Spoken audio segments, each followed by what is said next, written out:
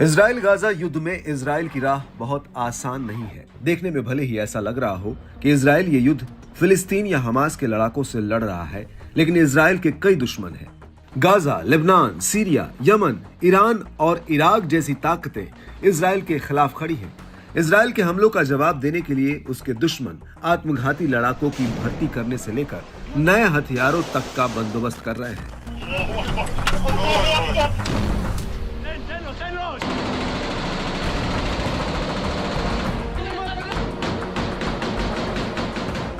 अब हमास के अल कसम ब्रिगेड ने इजरायली सेना पर हमला करने के लिए अपने हथियारों में एक नया रॉकेट RPO-A शामिल किया है।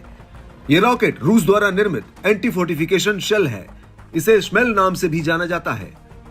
अल कसम ब्रिगेड की माने तो इसका इस्तेमाल पहली बार जबालिया में गाजा ओल्ड स्ट्रीट पर एक घर में तैनात इजरायली सेना की एक खास यूनिट पर हमला करने के लिए किया गया था।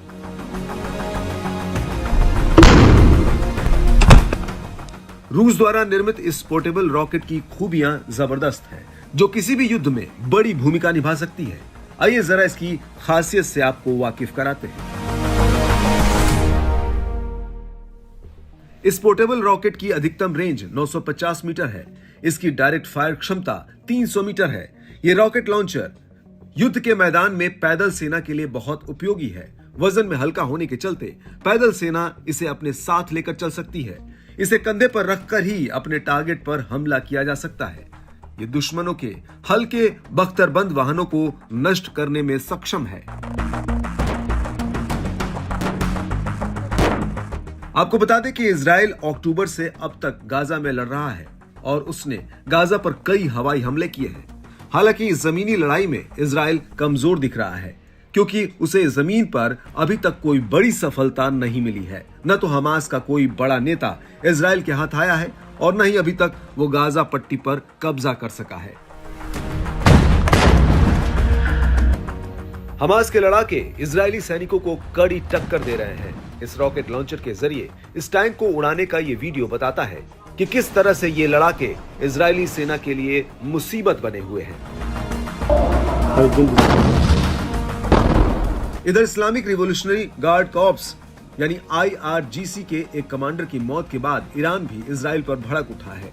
इजराइल को ठिकाने लगाने के लिए ईरान के IRGC की कुद्स फोर्स अफगानी आत्मघाती हमलावरों की भर्ती कर रही है। लगभग 3 महीने से जारी इस युद्ध से जहां गाजा को जान माल का भारी नुकसान हुआ है, वहीं इजराइल के भी काफी सैनिक मारे गए हैं। हालांकि अभी भी इजराइल और गाजा की तरफ से युद्ध रोकने की कोई पहल नहीं दिख रही है।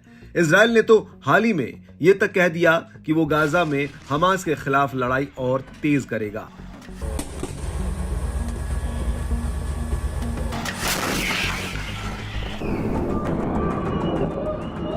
इधर ईरान ने भी अपने कमांडर की मौत का बदला लेने की कसम खाई है।